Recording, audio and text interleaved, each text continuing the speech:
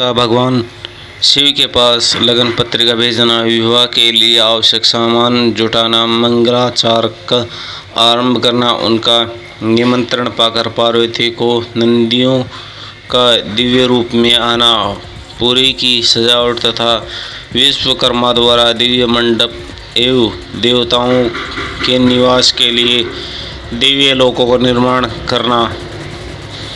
नारद जी ने पूछा था, आत्मा प्रभु आप कृपया पूर्वक यह बताइए कि सप्तऋषियों के चले जाने पर हिमाचल ने क्या किया।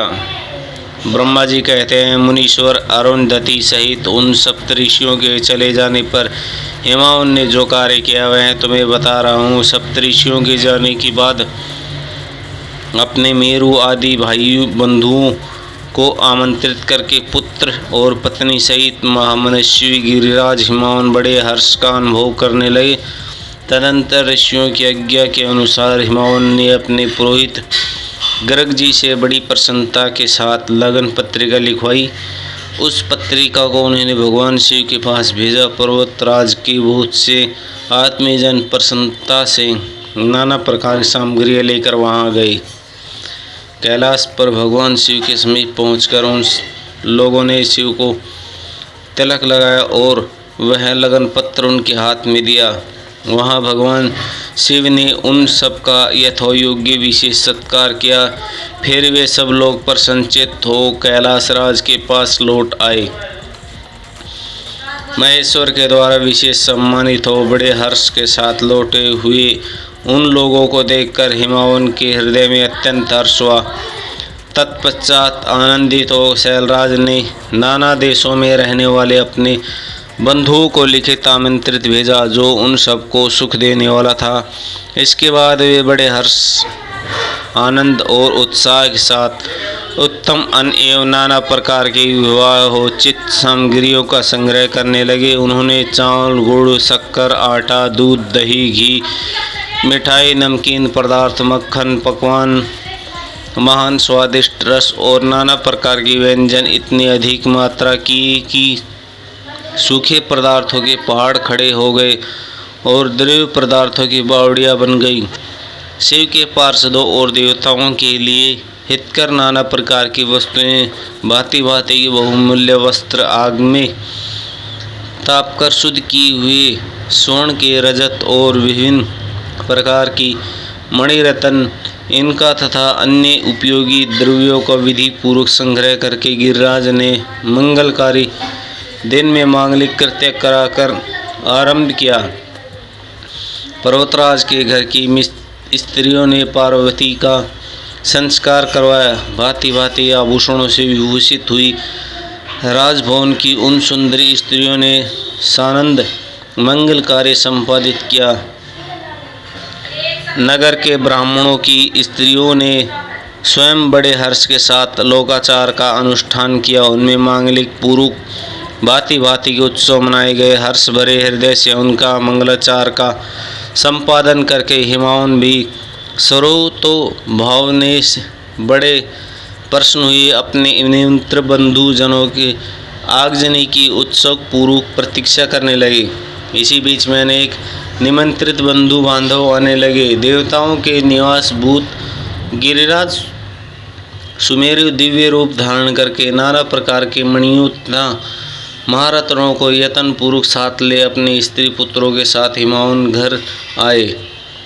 मंद्राचल, अस्तांचल, उदयांचल, मल्य, दुर्धर, निषद, गंधमादन, करवीर, महेंद्र, पारियात्र, कौंच, पुरुषोत्तम शैल, नील, त्रिकुट, चित्रकूट, वेंकट, श्रीशैल, गोकामुख, नारद, विंध्य, कालंजन, कैलाश तथा अन्य पर्वत दिव्य रूप धारण करके अपने स्त्री पुरुषों के साथ बहुत से भेंट सामग्री लेकर वहाँ उपस्थित हुए। दूसरे द्वीपों में तथा यहाँ भी जो पर्वत हैं वे सब हिमालय घर पधारे। शिवा और शिवा का विवाह यह जानकर सबने बड़ी प्रसन्नता के साथ वहाँ पदार्पण किया। शोभा, भद्र आदि नद और संपूर्ण नदियाँ दिव्य नर नारियों के रूप धारण करके नाना प्रकार के अलंकारों से अलंकृत होकर शिव पार्वती की विवाह देखने के लिए आए। गोदावरी, यमुना, सरस्वती, वेणी, गंगा, नर्मदा तथा अन्य श्रेष्ठ सरिताएं भी बड़ी प्रसन्नता के साथ हिमावन के यहाँ आई। उन सब ने अनेक हिमालय की दिव्यपुरी सब ओर से भरी गई। वह सब प्रकार की शोभाओं संपन्न थी। वहाँ बड़े उत्सव हो रहे थे। ध्वजा पताके फहरा रही थी। बंदरवारों से उसकी अधिक शोभा होती थी। चारों ओर चंदाओं तने होने से वहाँ सूर्य का दर्शन नहीं होता था। भांति भांति के नीली पीली आदि प्रभा उस पुरी की शोभा बढ़ाती थी। हिमावन ने भी बड़ा प्रसन्नता के साथ अपने यहाँ पधारे हुए सभी स्त्री पुरुषों की यथायोग्य आदर सत्कार किया और सबको अलग अलग सुंदर स्थानों में ठहराया। अनेकानेक उपयुक्त सामग्री देकर सबको संपूर्ण संतुष्ट किया। मुनि श्रेष्ठ तदंतर शैलराज हिमावन ने प्रसन्नता हो महान उत्सव से परिपूर्ण अपने नगर को विचित्र रीति की सजाना आरंभ किया। सड़कों को झाड़ बुहार कर उन पर छिड़काव कराया। उन्होंने बहुमूल्य साधनों से सुसज्जित एवं शोभित किया। प्रत्येक घर के दरवाजे पर केले आदि मांगलिक वृक्ष लगाए और मांगलिक द्रव्यों से युक्त किया। आंगनों को केले के संभव सजाया। रेशम की डोरों से आम के पल्लों बांधकर बंदरवालों से बनवाई और उन्हें उन खंभों के चारों ओर लगवा दिया। मालती के फूलों की मालाएं उन आंगन के सब ओर से लटका दी।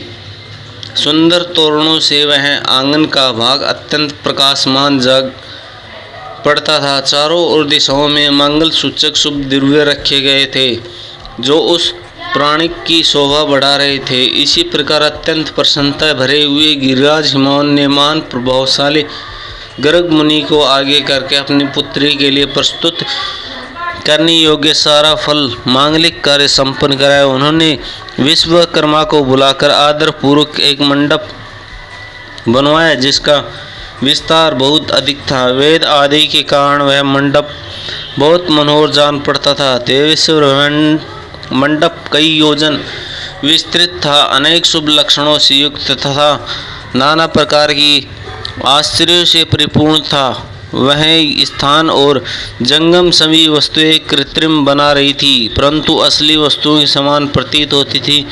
उनमें उस मंडप की मनोहरता बढ़ गई थी। वहाँ सब ऐसी स्थिति अद्भुत वस्तुएं थी जो उस मंडप का सर्वस्व जान पड़ती थी। नाना प्रकार की निराली वस्तुओं का चमत्कार वहाँ छा रहा था।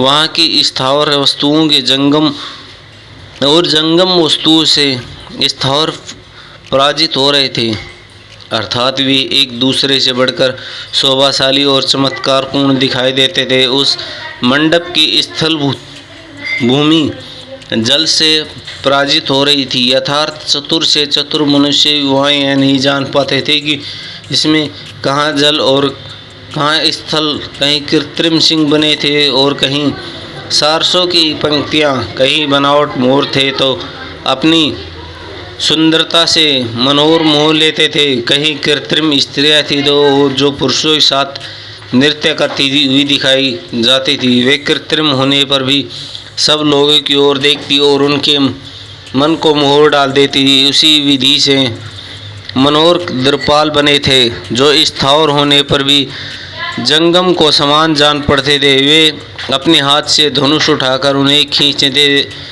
देख पाते थे। द्वारपाल कृत्रिम माँ लक्ष्मी खड़ी थी जिनकी रचना अद्भुत थी। वह समस्त शुभ लक्षणों से युक्त संयुक्त दिखाई देती थी। उन्हें देखकर ऐसा जान पड़ता था मानो क्षीर सागर साक्षात लक्ष्मी ही आ गई हो। उस मंडप के स्थान स्थान पर सजे सजाए कृत्रिम हाथी खड़े हुए थे जो असली हाथियों के समान ही प्रतीत होते थे। घुड़सवारों सहित घोड़े और हाथी सवारों सहित हाथी बनाए गए थे। जहाँ जहाँ रथियों सहित रथ बने थे जो कृत्रिम अश्वानों से ही खींचे जाते थे। उन्हें देखकर लोगों को बड़ा आश्चर्य होता था। इसके सिवा दूसरे कृत्रिम वाहन भी वहाँ खड़े थे। पैदल सिपाहियों कृत्रिम सेनाएं भी वहाँ मौजूद थी। मुने प्रसन्नचित्त वाले विश्वकर्मा ने देवताओं और मुनियों भी मोह आश्चर्य में डालने वाले ऐसी अद्भुत रचनाएं की थी। मंडप के सबसे बड़े फाटक पर कृत्रिम नंदी खड़ा था, जो कि शुद्ध स्फटिक मणि के समान उज्ज्वल क्रांति के सुशोभित होता था। भगवान शिव के वहाँ नंदी की जैसी कृति है, ठीक वैसी ही वहाँ भी था।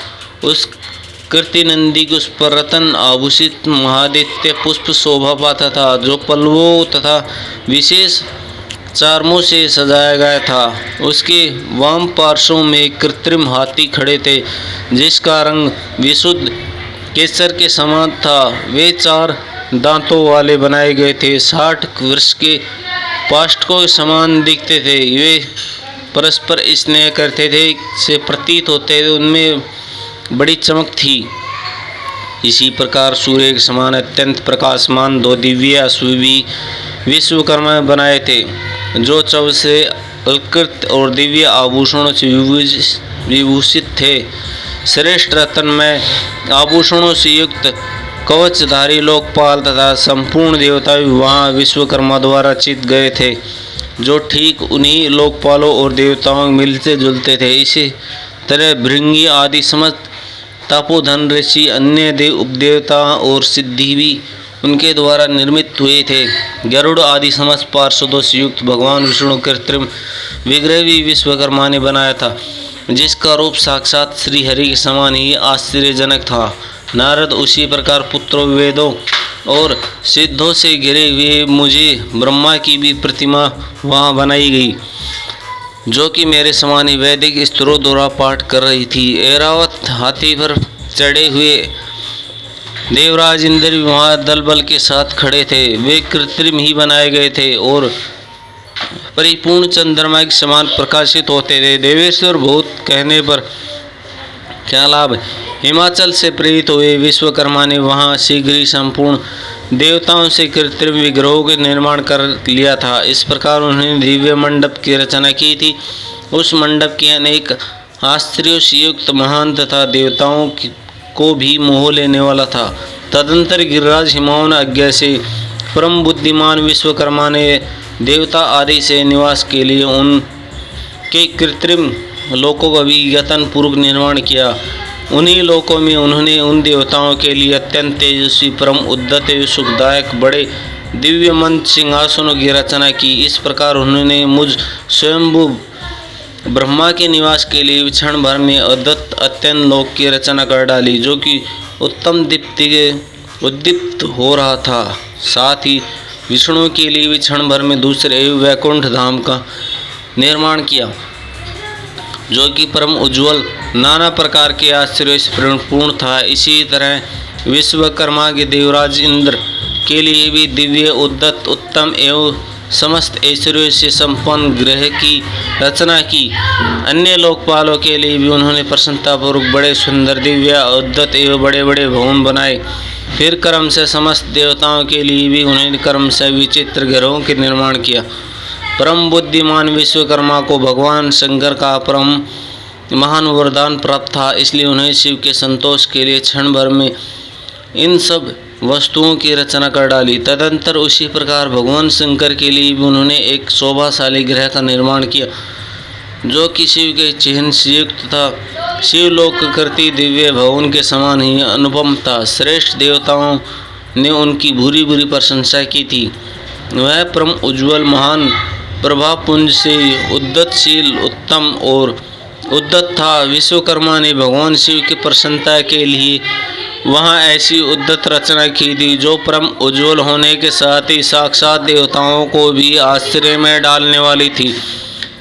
इस प्रकार वह सारा लौकिक व्यवहार करके हिमाचल बड़ी प्रसन्नता के साथ भगवान शंभु के शुभागमन की प्रतीक्षा करने लगे। देवेश्वर हिमालय का यह सारा आनंददायक वृत्तांत मैंने तुम्हें कह सुनाया।